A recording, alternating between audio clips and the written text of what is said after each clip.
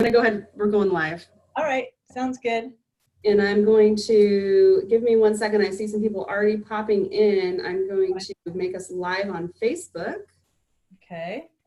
Again, here it comes. Who do we have here? We have Casey and Susan, tried and true attendees. How are you, ladies? Kath, Carrie, welcome. We're just getting ready. This is Karen Amendola, who we'll be chatting with a little bit, and we are going to chat with her before our content. I'm just trying to get us into Facebook real quick. Okay.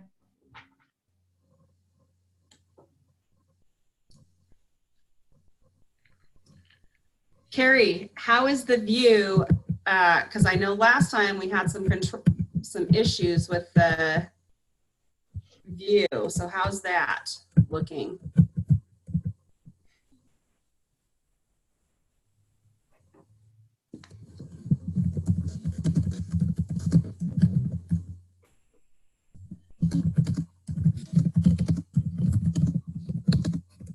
Right. I can't. There it is. Terrific. Looks good. Okay, perfect. Great. All right, we are right at 5:30 my time, 7:30 Karen's time. I will go ahead and introduce Karen Amendola to everyone watching. Karen, if you saw the post on Facebook, has been a core member of the Mending the Soul ministry community since day one. In fact, I think John was on the test committee, wasn't he, on the with the pastors that were being trained, or no? I don't think so. Okay. Well, I can't remember actually details, but I know it was long enough ago that we can reasonably say that was too long ago to remember. That is true.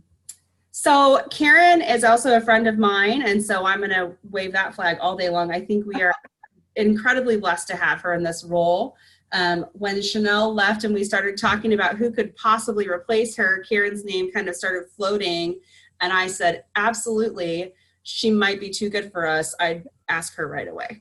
I'll related to that one. So Karen is the wife of a pastor. I more referred to you guys as pastors because of the way you do ministry. You're both in it together. Yeah. At least that's how I felt when I was in your church. They are now church planting missionaries in New York City. Karen has a lengthy career in the business sector as well. Sales and business growth, was very successful. Interior design. She has 3 boys.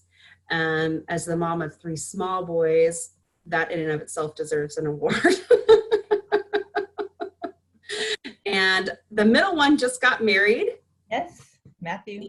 And what else do we need to know about you, Karen? Oh my gosh. Well, what else do you need to know? I love my boys. They're just so fun. Having adult children is the best. I mean, each stage you love, and we are certainly enjoying them now. We're sort of empty nesters. Mark, our youngest, is in his last semester now of college and graduates in May. And I have had a lot of life experience, so there's so much that I could tell you about it, but I didn't grow up in a Christian home, became a Christian when I was in high school, saw God do amazing things during that time, and it was pretty early on where I knew I wanted to go into full-time Christian work after that, and went to college, met John, and we got married shortly after we met. Not normally what I recommend, but it was, we got married 9 months after we met, and a year after that, through a couple different things, including tragedy, the loss of my dad, we decided now is the time, and we went into full-time Christian work back in, that's 1987, so that was a long time ago. Mm-hmm. And since that time, we've been involved in ministry in one form or another with Campus Crusade back in the day, and church planting after that, and then moving out to New York to do the same, to help establish churches and train leaders, and have been doing that since 2009, 10 years. So it's Mending the been soul is a wild. huge part of how you minister to those people. For those of you watching, most of you are not in New York. New York is what we refer to as a post-Christian culture, which means that they are kind of, it's kind of like being in Europe where the church is not a popular thing. And so ministering there has to be done a little bit differently. And from what the way I would say it is that you minister at a grassroots level, that you meet people's needs, just like Jesus with the woman at the well. So tell us a little bit about how you do that, Karen. Well, it is exactly what you said. It's just being out with people, getting to know people. Like my first job here, when I one of the things that I've done is jewelry sales. But my first job, when I was getting to know people and telling them about what John did, a pastor is what I would say. Often we'd get a response of, a pastor, what's that? I mean, things like from where I was in Phoenix, it's so part of culture that it was really interesting. And then just trying to have to rethink, how do we explain our faith and what we believe to people who are maybe not even exposed to Christianity? And here in the New York, Long Island, have a lot of negative experiences with anything related to the church. So it's really just getting to know them, love them. And as they see that we are not crazy, I mean, somewhat crazy, but, somewhat normal, and seeing a difference and then sharing the gospel with them as the Lord leads. Yeah. So you are excited. I didn't know this just from chatting with you about taking on this new role and what it might mean for us, and some changes that you and I have talked about that Chanel and I had started to talk about before she decided to take a break. What things are you looking forward to bringing to the facilitators, to Mending the Soul Basic?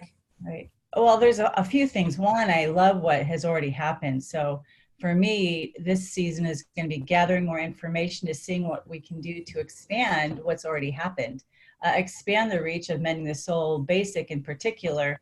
And when I think of expansion, not only do I think of geographic, but I think of diversity. And, that's really close to my heart, because where we work and the people that we work, they're mostly millennials and younger, mostly non-white, often first and second generation immigrants. So that's also part of what I have in my brain as we seek to expand Mending the Soul Basic. Yeah. So that's a big part of that. And then the other thing is just supporting facilitators, because facilitators, that's our lifeblood. And taking Mending the Soul to a new area, to New York, I know what that's like, and the fear and trepidation that I had, and how do I get the support that I need and the answers that I need, and all of those things are so super important, and being able to help meet the needs of people as they bring Mending the Soul to their community. Yeah, we're so excited to have you. If anybody with us has some questions for Karen, she is open to taking them. You can type them in the chat box or in the Q&A box. We're going to keep her on for a couple more minutes, but since she's married, she doesn't really need this advice. So she is going to exit pretty quickly. So just to backtrack a little bit, Karen is our new Mending the Soul Basic Program Director, taking Chanel Bender's place and mine. I've been acting as the interim director, which doesn't mean a whole lot during December when there's not a lot to do.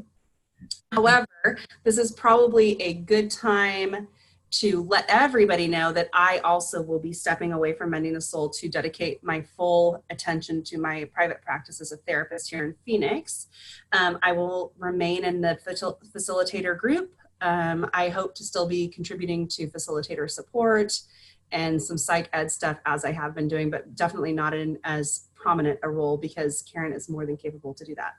Kath, her email address is Karen, like you have it spelled there, .amendola, AMANDOLA at mendingthesoul.org. That's correct. Right? Very impressive. That's good. All right. Any other questions for Karen before she takes off? She is obviously in the Mending the Soul Facilitator group. I will be adding her as, if I can figure out how to do it, as admin today before I sign off for the day. So you can contact her there as well. I will say this, if you are trying to contact a Mending the Soul employee for any reason, Facebook is not a great way to do that. And I'll tell you why. All the messages get filtered in with our personal messages. So all of those forward memes that your auntie and your sister-in-law sends you get filtered in with Mending the Soul work email. So if you really want to contact one of us, please use our Mending the Soul web address. Yeah. It's usually first name dot last name at mendingthesoul.org. Our email address. So Jean says, welcome and looking forward to what you contribute. And I don't think we have any other questions, Karen. So what I'll do, if you want to check back to the post in the Facebook group, we'll encourage people to write questions there too at the end of our. No problem. All right. Thanks for having me, Steffi. You're welcome. Thanks for coming. You're welcome. Bye. Bye. All right, let's jump into trauma and dating after trauma. If I had you all in a room, I'd say how many of you had trouble with this, but I think I know probably all of you, because I know I did. And I had some really great advice, actually. Karen's husband gave a sermon when I was about 23 about you should absolutely use a dating app if you're single because it's easier to meet people, and I did, and I met my husband on Match.com, so thank you, John Amendola, for that. But we're going to be talking about some of the pitfalls and some of the issues that come up when you have trauma and you're trying to navigate this. And I know some of you, just based off of who's here today, that this might be for one of your children or somebody in your church. And so I encourage you, this is a difficult thing to navigate. I have a 30-year-old adopted daughter and who has trauma. And this has been a difficult lesson and a difficult thing for us as parents to guide. So we deal with this topic with a lot of grace, and there's no rule book other than the, things in the Bible that we can't, they're non-negotiable. So we're just gonna have a lot of information and a lot of grace. If you have questions for me, please type them in the chat or the Q&A box. I have everything up. I think everybody can see me. Let's go. The first thing I want to talk about is the mirror. Normally I extrapolate a lot of data from textbooks and studies and things. Most of this is my content today. So if you want to take a picture of it, just be sure you give credit to me. If I haven't identified that it's from somebody else, it's from me. So developmental trauma and self-identity. We know from all of the things that we've read, Mending the Soul and these webinars, that trauma drastically impacts your view of self, your view of other, how you interact, your view of relationships, how you interpret the actions and words of others. And because of that, we have had to, especially if you have chronic abuse, if you have childhood abuse during developmental stages, you were forced to develop behaviors in order to survive. Some of those behaviors might have been retreating in conflict. That doesn't work in relationships. You may already realize that, and it may be very difficult for you to overcome that. So one of the things that I think is really important is to take a really good hard look at yourself, especially if you have already come to the conclusion that this is an area that you're not doing well, or that you're doing things that aren't working for you. So the first question I'd ask is, what maladaptive behaviors have you had to perfect in order to survive? Maybe one of those things is that you have a real tough shell, that you come on very strong and hard, and it's hard for people to actually get to know you. Maybe it's that you're super passive, or you're a chameleon. You become whoever you're dating. I have worked with a lot of young women that they date one guy and they love Mexican everything, Mexican salsa, Mexican dancing, Mexican food. Suddenly they date someone new and they hate that, and now they like something new. They're a completely different person. That's a maladaptive behavior. It's a lack of self-identity. It's a lack of understanding who you are and what you enjoy, that you just live through this person, that this other person gives you your identity. What did you learn to do in your family of origin and formative romantic relationships to be safe? So I often say to young girls, the first and second relationship you have in your teen years, and now people are dating much younger, which I'm not a fan of, but those first relationships are really key in helping you develop the patterns of your romantic relationships. So not only parent to child relationship, sibling relationship, but also those first boyfriends help you determine what's going to be normal for you. And you may have noticed those patterns already. So what did you learn to do in those relationships to be safe? Were you allowed to have opinions that were different? Were you allowed to be yourself, however you identify that person? Was it safe to be silly and playful, or did you get made fun of? Was it safe to be sad, or was that not allowed? Was it safe to communicate that your feelings had been hurt or you felt disrespected? All of those things you learned in the context of relationship, and you learned that that is what is acceptable and unacceptable. And now in adult life, you're still doing those things. And if you don't unlearn them, you're going to attract the same kind of unsafe people. Dissociation is a really big one. We talked a few months ago in our webinar on predators and how to protect your kids about this instinct that lies within us that comes up and warns us about people. And it tells us this person's not safe. I don't feel right. Something's off. When we dissociate, we're no longer paying attention to that internal barometer that tells us when things are off. If we're dissociating within a dating relationship, we are not able to sense when things are off kilter. So this might happen in a way where you are dating someone and you think it's just great, everything's fine, and suddenly you find out they're married, or they have 3 kids they've never mentioned, or they have a prison record, or something like that. You've missed all of the internal signs you would normally get because you're not in touch with your body. If you have PTSD or CPTSD, there's a strong chance that you are dissociating. And the first thing is to be aware of that, and then also to get help for that. Negative cognitions, this is a little less serious, but really impactful in your relationships with people. What do you believe about relationships? What do you believe to be true about male-female relationships, about the way humans interact with each other? What do you believe about yourself in relationships? Do you believe you're a bad partner? Do you believe you're a mean guy? Do you believe that you aren't able to communicate your feelings? What do you tell yourself is true about you? What do you believe about others? Do you believe all men cheat? Do you believe all women will spend all your money? Do you believe that all women nag? So the more you identify these negative cognitions, the more able you can help yourself heal from those and develop new truthful cognitions that will help you deal in relationship. So let's just say my negative cognition is that all men are lazy. Let's just say that's my negative cognition. I could be dating someone and they could not be lazy. But if I believe all men are lazy, the first time I see anything that I am perceiving to be lazy behavior, I'm going to toss the baby out with the bathwater. Maybe that person was sick. Maybe they were relaxing. Maybe they had an off day. Maybe their capacity for performance and production is different than mine.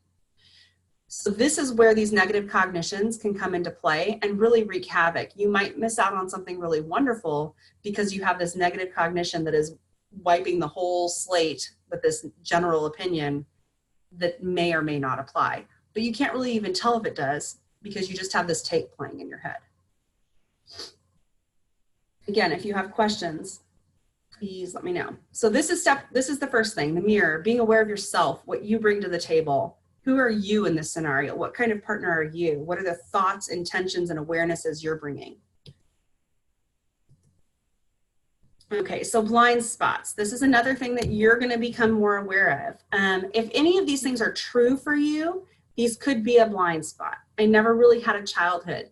This could be that you were heavily parentified, and you may have a blind spot. You may be only attracting people that you have to caretake. So you're going to end up in a relationship exhausted and think it's the other person, but really you don't know how to be a partner. You only know how to caretake. So if that's something that you say, I never had a childhood, I have no memories from my childhood, I've always felt like something was missing or wrong with me. This might be a lack of self, a lack of strength within who you are, that you're looking for somebody else to fill. And we all know that, you can't have a partial person in a relationship. It takes 2 people who are 100% themselves and 100% committed to have a relationship. I'm the kind of person who always dates the wrong people. kind of becomes a self-fulfilling prophecy. That seems trite, but it is true. I'm better off alone. I know a lot of people who put themselves in this camp. I just shouldn't be in relationships with people. I get hurt, they get hurt. It shouldn't happen. Well, actually, that's not true. We are created in the image of a relational God who desires for us to have relationships with other people, including marital romantic relationships. I don't think about myself. It only makes me sad. If you're not thinking about yourself, you're not caretaking yourself. And if you're not caretaking yourself, you're not able to be aware of the things that we talked about in the last slide. And this is going to flavor what we're willing to accept in relationship. I'm not an emotional person. I think almost every one of my male clients has said this. She has all the feelings. I'm unemotional. Guess what? You have all the feelings. You just aren't feeling them. Which means you're stuffing them, which means you're probably angry or you're self-medicating. Everybody is emotional. Every single human being created in the image of God has feelings. Whether we feel them or not is a different question.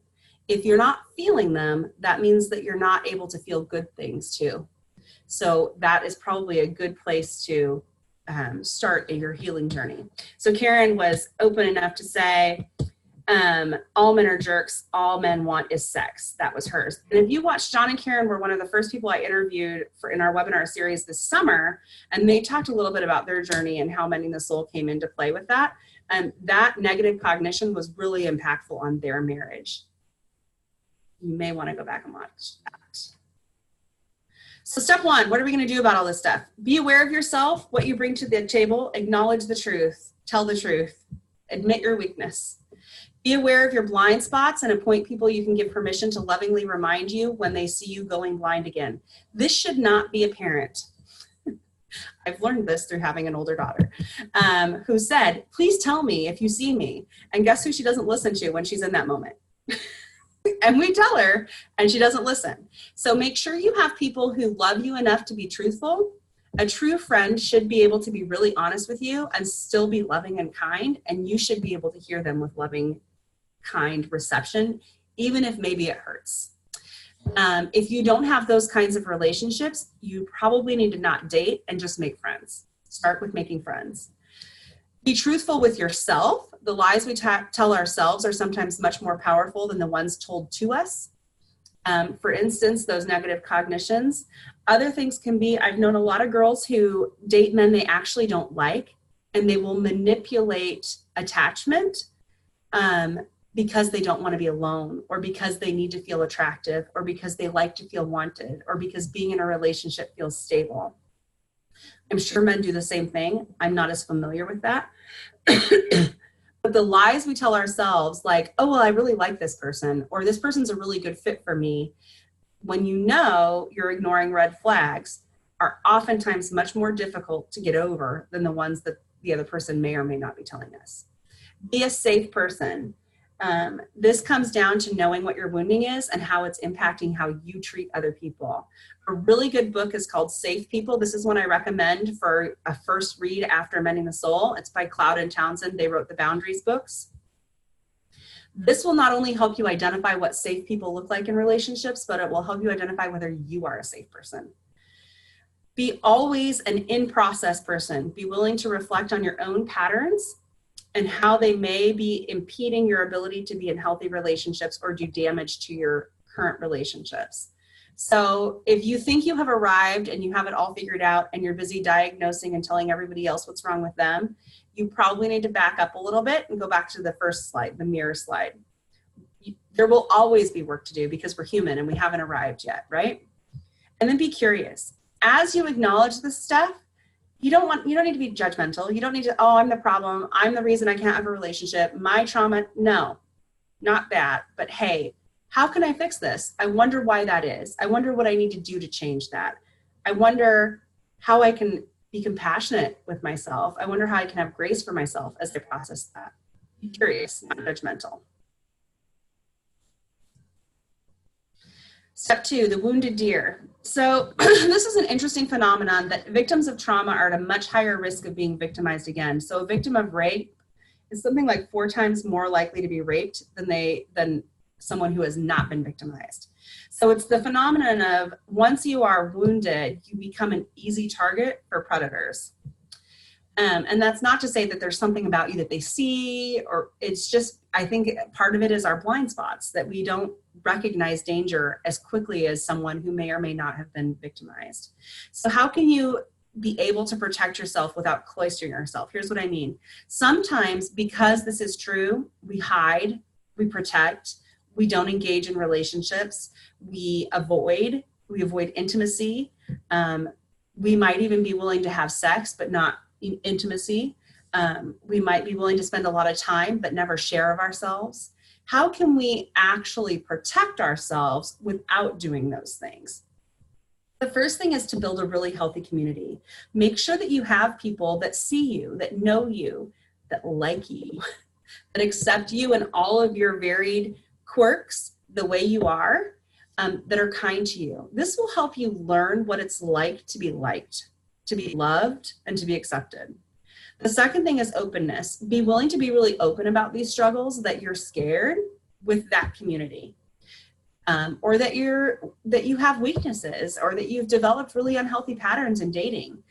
The more healthy that community is and the more open and vulnerable you can be with that community, the less these patterns and dark secrets are swimming around inside, creating shame, pushing you further down that road. And the more of these people that are in your community that love you can help you navigate a different road. Speed is really important. And I think this is a byproduct not only of abuse, but I think our current culture, in the day and age of Tinder, not Twitter, Tinder and things that it's fast and it's basically built just to create physical connections, not intimacy. I think speed is a huge issue, that we expect to fall in love quickly. We should know right away whether we're attracted to that person. And if there's not a connection, we move on. That's not real. That is a manufactured physical response to another human. That is not a relationship. It's not intimacy. And it's impossible to note all of the things that you need to note about another person if you're expecting to know in 2 weeks whether or not this is a forever thing. John and Karen might be the exception, because John knew as soon as he saw Karen's beautiful Italian face that he wanted to marry her. However, they didn't get married that day. So I think slowing down and being really mindful about the process is really important. Don't jump into a boyfriend-girlfriend situation in 2 weeks. Take your time. I oftentimes advocate for dating a lot of people at once. The key here is you can't be physically involved with those people. What do I mean when I say that? I mean, it's okay to go to the movies with Jeff on Thursday night and go to dinner with John for Saturday night, as long as you're not sleeping with them. Don't sleep with them. Don't make out with them. Get to know them. Be friends with them. Spend time with them. Meet their friends. Do they act the same around their friends as they act around you? Then you can identify whether or not they're a person you really want to spend your time with. But if you say after 3 dates, I'm all in, this is my boyfriend, you're going to spend the rest of that time trying to justify that decision. At least that's been my experience. So I say get to know a lot of people, whether that's through one-on-one dates, depending on your age and appropriateness and your feelings about that, or through being in groups with people. Alertness. This goes back to this dissociation and being really connected to yourself, being aware of what's going on. So like I just said, are they behaving the same in a group of their friends as they do with you one-on-one? Do they drink excessively with their friends but not one-on-one with you? Do you find that their language and their demeanor changes when they're around other people? Are they totally different around their family? Those are really important things to pay attention to. Practice friendship first. So I think anybody that's been married for any length and period of time will tell you all of the butterflies and, can't keep your hands off of each other and they're so handsome. All that fades really quickly when life hits hard. When you've got a parent die, when you've got a layoff, when you can't make the mortgage bill, when you've got 3 kids screaming and you've covered in puke. Guess what really matters? Kindness and friendship. So practicing that friendship first is going to ensure that you actually really like this person and that they're the person you want around when those things do hit. Step 3, toss the list and forget the purity culture. Feel free to push back on this. I have a lot of reasons for saying this, and I'm going to disclaimer it right now by saying I'm not saying forget about purity, and don't have an idea, and that you shouldn't have some idea of what you're looking for. I'm talking about the girl that has a list of the 25 things that she wants to find in her husband stuck in her Bible, and that's her number one prayer, and she's looking for a guy that meets all of those criteria, and if he doesn't, then that is not the guy for her. Here's what I've actually found. God has a better idea of what you need than you do, especially if you have trauma. So develop a list of what your non-negotiables are. I put mine here. Kindness, an empathetic response to trauma, similar religious convictions, same feel. You don't need to agree on tongues with your spouse. That's not going to come up a lot unless you're charismatic. And if it is, then maybe you do need to agree. But you don't have to agree on every doctrine in the systematic theology book in order to be married to somebody. Do you need to agree that you worship the same God? Probably. Same feelings about commitment, marriage, and fidelity. This is big. I have couples in my office all the time where one person is 100% committed to doing the hard work and the other one's got a boyfriend on the side. So you do want to marry someone that has the same understanding as you in regards to what it takes to build and work on a healthy marriage. That doesn't mean that they have to be 6'5" and have blonde hair and blue eyes. Same desires for children and family. This comes up a lot in couples counseling. Make sure you talk about this stuff and that you're clear and you don't make promises you don't mean, like, well, I guess I could live without kids. If you really want children, be honest with it about it. Strong commitment to working on the relationship. This is big. Anybody that's been married more than 10 years is going to tell you it's hard work. And if somebody wants it to be easy or they're out, your marriage is not going to last and you're going to get hurt. And then this is probably one of the top most important things, ability to laugh and have fun together. If you can't play and the person doesn't make you laugh, it's going to be a rough go. The second thing you might consider on your list is what might be fun. That's not necessarily a non-negotiable. I speak German fluently. That was something that was on my list. It might be fun if I could speak German in my home with my husband. My husband does not speak German. He did learn to propose in German. So you may not get the whole thing. You might just get part of it. Okay, so the purity culture. I think we all have heard about the book, I Kissed Dating Goodbye. Here's my concern and what I want to say to anybody that read that book that might be my age or a little younger. It's okay if you didn't do it this way. It's okay if you date. It's okay if you kiss someone before you marry them. The thing about the purity culture that I find frightening is, one, that there is someone else that has to approve of and oversee your relationship with another person, and in a way even strategize that. So if you're the parents of young people and you are encouraging courting and encouraging that you be a part of that, here's what I want to say to you. I think it's great to want to protect your kids. I think it's great to want to watch them. You would be better off teaching your young women and your young ladies and your young daughters how to identify a good partner, and better off teaching the young men in your life how to identify a good partner. Because you being in the mix, or as a person that's dating, you requiring that person to tell you whether or not it's good or bad, means you are not feeling those things in yourself. You are not saying, this is how this person sees me, this is how this person talks to me, this is how I feel when I'm around this person. I don't feel good. I don't feel safe. I think we should spend more time teaching our kids what are the identifiers of someone who's safe. What are the identifiers of someone who's going to lift me up and be an encourager and help me grow? What are the identifiers of someone who might actually be an abuser? Because those abusers tend to look really good in purity culture. So that's my disclaimer on that. I think it's actually really good to spend time dating, minus sex, to get to know people and see how they interact in different social situations. Step 4, mindfulness. You're welcome, Sarah. I'll just say this as an aside. Growing up in an abusive situation with a single parent who was mentally ill and in poverty with my story, when that book came out, it was a slap in the face, because guess what? No parent is going to choose for their son this, and they'd be missing out. So if you are that girl or that guy, don't let this view that's been propagated in a lot of churches get in the way of God providing a partner for you. So that's just my disclaimer on that.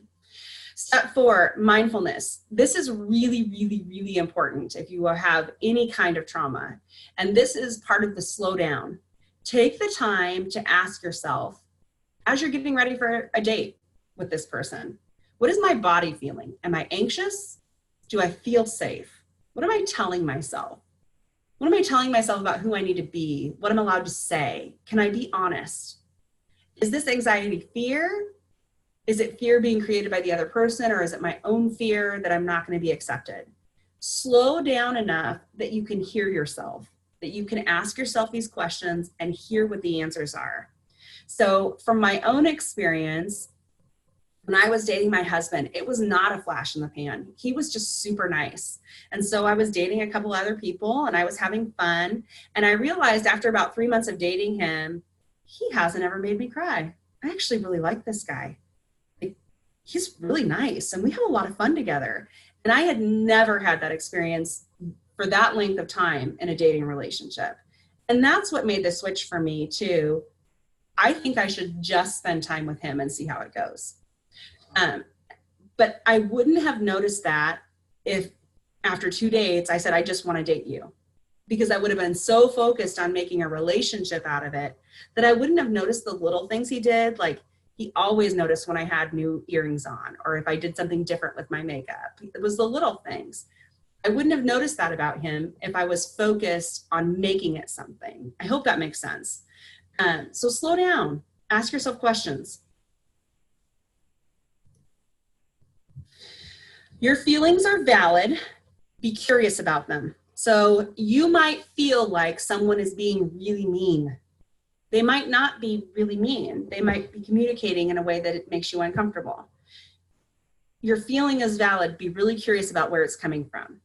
So even with a safe partner, a trauma survivor may experience depression. So just because you're depressed doesn't mean that the person's not a good partner. You might develop compulsive behavior, an eating disorder, substance abuse or use, difficulty regulating your emotions. You might have flashbacks and panic attacks in the context of an intimate or romantic relationship that you don't expect. And this can happen with a safe person. You might even experience suicidality if that's something that you carry in your history. You might seek or carry out the adverse behavior that you experienced as a child. So if you've determined that this person is a safe partner and these things come up, you need to see a therapist. You need to deal with where those things are coming from. All of that trauma has a root, and healing that root is really important. So if you've done Mending the Soul and now you're in a relationship, take the time to caretake yourself and spend time with a therapist to deal with whatever is coming up in that context. Know your triggers. So heightened reactions to a common relationship issues. I always say whenever a reaction is way bigger than the situation calls for, like for instance, somebody leaves their shoes in the area where you're walking, and instead of just saying, hey, I'd really appreciate it if you put your shoes over here, or like, oh, I tripped, can you be more careful? If there's yelling and throwing things and screaming and you don't love me because you put your shoes there, that's probably a trauma response. Any reaction that's heightened to a common thing that happens in every relationship is probably a trigger. So emotionally fueled disagreements, withdrawal or distant unresponsive behavior, if someone's stonewalling you or giving you nothing. If you're shutting down and just not talking, guess what? That's not healthy. Aversion to conflict and inability to talk through issues, assumptions that the partner is against you, when that's not necessarily the case. People should be able to have criticisms, things that they don't like, even with people that they love and want to be around. It's part of being human. And if you're a safe person, you'll be able to hear those things without attacking your partner. Lingering doubt about their love and faithfulness, difficulty accepting love despite repeated assurance. So these are the kinds of things that can really shipwreck a really great relationship. If you find yourself doing them, the onus lies on you to fix it. The other person can never love you enough to fix your trauma. That's all you. Tips from a therapist. Excuse me. One, have a really good support system for each of you. Each person should have their own support system and the relationship. So I recommend that girls and young women and even older women, that you have a group of women that know you and will be able to tell when you are not being true to yourself and your own values. And he should have the exact same thing. I have a lot of girls say to me, he has no friends. If a man has one good friend he can talk to, he has friends. It only takes one for a man. Women are different. Don't expect a man to be just like you and do community like you in order to be healthy. So let him be in charge of him and you be in charge of you. And men, same thing. You be in charge of you and she's in charge of her. And the two of you should be involved in community together, whether that's at a church or a Bible study. I don't recommend unmarried people have a Bible study together alone. I think that's a lot of intimacy to then not expect to be in bed together. I can't tell you how many people I know started a Bible study with their boyfriend and they were having sex after the Bible study. When we have emotional intimacy and spiritual intimacy and relational intimacy, guess what naturally we desire? Physical intimacy. So some things you can be in a Bible study with other people and your boyfriend or girlfriend, but this is the mom in me that says I'd back off of that a little bit and make sure that it's not too deep if you're not married. Make time for family and friends who are positive about your relationship and have respect for you and your loved one. If you have trouble finding people who are positive about your relationship, there might be a reason. Be willing to listen to those people. Find a trauma-informed therapist to guide you as a couple if you're engaged or married, or as individuals in your effort to better understand yourselves and each other. Take time for psychoeducation. Learn about the nature of trauma and self-care and healing techniques like mindfulness. So I've said a little bit about sex. I'll say a little more about sex. What just happened? I lost my slide. So where is this? Okay.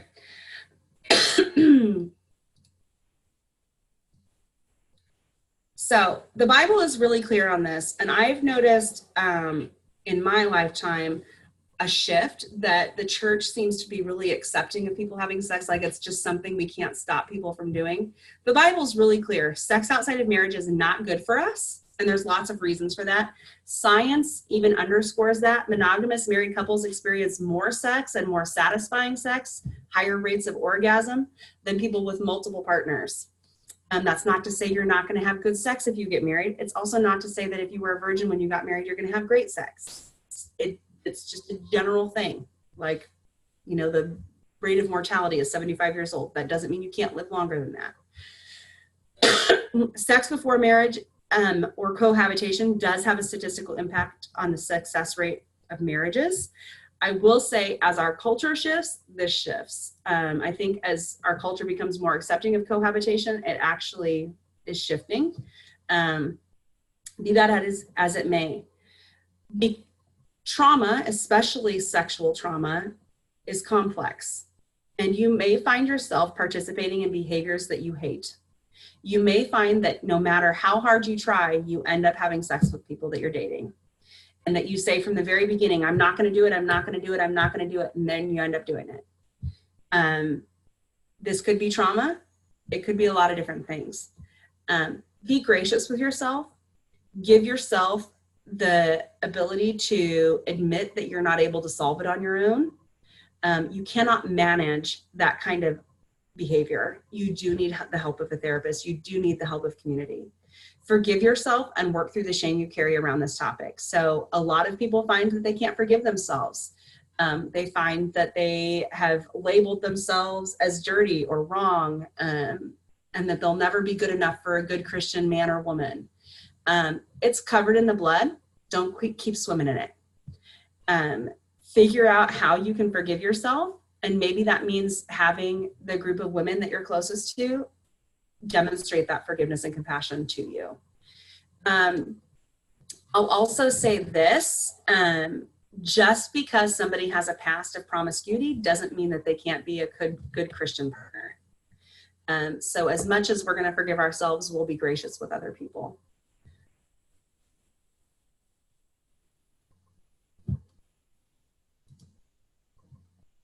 I'm hitting a lot of controversial stuff and there's no questions. So either you're totally with me or you've decided I'm crazy. And it's probably good that this is my last webinar for a while. Feel free to type in questions if you have them. So how to keep those physical boundaries. These are the rules that I had in place for myself and that I have encouraged our children with as well. The first one is, especially in the day and age of online dating, and there's this perceived intimacy of we were sending these messages back and forth and we've talked and I totally know, no, you don't know this person. Drive yourself for a while. If you're really attracted to the person, keep driving yourself. Don't meet at anybody's home. That means one thing. It meant the same thing in 1923 and it means the same thing today. You don't need to be sitting on a couch watching TV. You need to be bowling. You need to be having a picnic on the side of a mountain. You need to be doing things. Meet in public places. Meet during the day. Meet and end dates before midnight. Anybody over 25 will tell you, my mom said all that stuff, and she was right because she knew. Don't participate in sexualized conversation or language. If the person you're talking to is always going in this direction, that's a red flag, a huge red flag. Limit physicality for a while. I would recommend until you know the person. And I'm talking about kissing. Nobody says you have to kiss on the first date. I didn't kiss my husband for quite a while, and it actually became a joke. I met my husband on Match.com, and on the second date he tried to kiss me, and I said no. And I had to say, I really like you. I'm not there yet. And he never initiated that again until I was ready. But he didn't stop dating me. So kudos to him. And if he did, thank you for letting me know who you are. Plan not to be physical. I think a lot of times we think we're planning not to be physical, but in reality, we're setting up scenarios where it could happen. So that's part of being honest. If that's what you're doing, you need to be really honest that that's what you're doing, and then change that if you really don't want to do it, right? So I think sometimes there's also parts of us where part of us really does want that kind of a relationship that honors God and that honors self and that does it the right way. And then also there's this part that doesn't trust that. Will anybody ever really want me if I don't do that? I'm going to be the weirdo. So be honest about that. Talk about it. Be open about it. This is really big, especially for girls. So I think it's Matthew McConaughey that's quoted as saying, the quickest way to get a girl in bed is to tell her you're not going to have sex with her. Why is that? It becomes a challenge. I was part of the purity culture. I didn't have sex. The only person I've been with is my husband. And I did find, especially once I was of legal age, that if I said, oh, I'm not having sex until I'm married, it became an epic battle to keep that person away from me. I feel like once you say those words, that's all the other person thinks of, whether they're male or female. So I would actually not say it and just do it. Commit to it in action. Otherwise, your words are meaningless anyways. You don't actually have to tell anybody about that when you're first dating them. That's a really intimate decision, a really personal decision. And if the expectation is that you're going to be sleeping with them right away, they're probably not the kind of person to have the kind of relationship you're looking for. In other words, if you have to tell someone that, they clearly don't have the same goals as you in this area. So just shh, and then follow all the above rules, and it's off the table. It's not even on the table because you're not in a place to do it. You're not talking about it. You're just getting to know each other. That's my advice. I have some of you saying totally with you, so thank you for that. And I'm open for questions if you have any questions.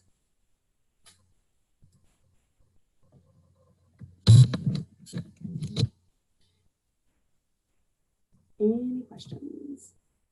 Let me pull up Facebook if I can. Pull up questions from there.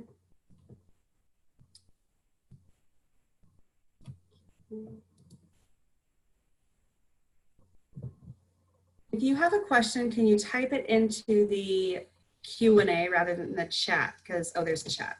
Actually, I found it, so you can type it into either. Agreed, purity culture sets up an abused person to continue to have no voice. Yep, Karen's on board. Any other questions? I know we have some gentlemen in the room. I do think I've had a lot of people ask, about, when do I tell a person about my trauma? When do I tell a person about trauma? How do I gauge whether or not they're going to understand my trauma? I think a lot of that depends on what your trauma is and if it comes up. So if it doesn't come up naturally, you don't need to sit down and tell everybody your life story. You wouldn't do that with a coworker. So don't do it when you're just getting to know someone you're dating. I think that sometimes as trauma victims, especially if you have chronic and longstanding trauma and it's become a part of your identity, you feel like you have to give a person like, here's all my junk. Could you maybe still like me? No, everybody comes with baggage. Just be yourself. Let them get to know you in a natural way. And then if you find that they're safe and it comes up, then have that conversation. I remember my husband and I watched a movie that was kind of like Dangerous Minds with Michelle Pfeiffer, and I taught at a school like that because of my trauma, because that's where people with trauma go. And his reaction to it really bothered me because of my trauma. And I got really mad at him, and he had no clue like why I was getting mad. And I finally, after a day or two, said, hey, this is what happened for me. This is what I think you were saying. He's like, that's not what I was saying. And so it became a conversation. That's how that comes up naturally. If I had sat him down on the first date, he would have been like, that's a little much, right? But because it came up naturally in the context of getting to know each other, and it taught us like, hey, I might sometimes misunderstand you because I have this other stuff. And you might misunderstand me because of your stuff. And so that's how those things are supposed to come up in relationship. But if you've decided on date 2, you're going to be boyfriend and girlfriend, and you're going to be in it to win it, that's almost impossible. You are not creating enough space for that stuff to come up organically so that it is safe to talk about. Now, later on in our relationship, I actually had my husband read different chapters of Mending the Soul to say, hey, I don't know how to explain this in a way that I don't feel like a therapist or like I'm teaching you. Would you be willing to read a couple of chapters of this? I didn't hand him all 300 pages and say, read this or I won't date you. So I think organically sharing your story in a way that is honoring to your own the vulnerability required for it. And then also gauging their commitment level at an appropriate time in the relationship to see if they're willing to become trauma informed if they are not already. Kath, this would have been so helpful when I started dating before I met my husband 32 years ago. We'll share this with others. Oh, I'm so glad to hear that. I would have liked this information before I ever went on a date. My trauma is compounded by my daughters, which I caused by bringing a predator in my home. He was our pastor. Oh. That's big. That's really big. And I would highly suggest some therapy, because here's what I know to be true. Mending the Soul is super helpful. There are some things that are deeper that require that you give yourself the one-on-one attention that you need and that your daughter needs. And that might mean a financial sacrifice. It might mean a time sacrifice, but there is healing involved, and there is healing waiting for you. And if you can develop a community of people around you that are trauma informed and loving and accepting, I think you will find that that awaits you. And it's okay to be immobile for a while. That's okay. That's kind of where healing can happen sometimes, is when we are still with the pain. Any other questions? Let me check Facebook. Oh, there's a ton on Facebook. It's okay to ask questions to a guy. I don't know if are you saying like, it's okay to ask a guy out? Is that what you're saying, Jay? I think you have to go with what your conviction is. I don't know that I believe in the rules of dating. I married an old-fashioned Texan. I collect antique etiquette books, so I'm a little bit more traditional in that area. I also really needed to know that I was wanted, and so I chose not to ask out guys. That's my personal choice. I'm not going to pass judgment on anybody else.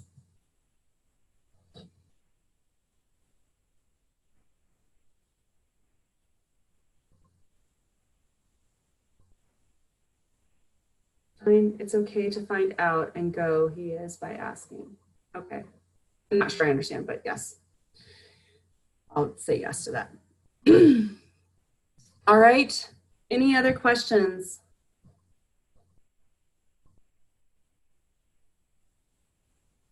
Kathy, absolutely. Part of this is coming to believe that you are worth having a good partner. Absolutely.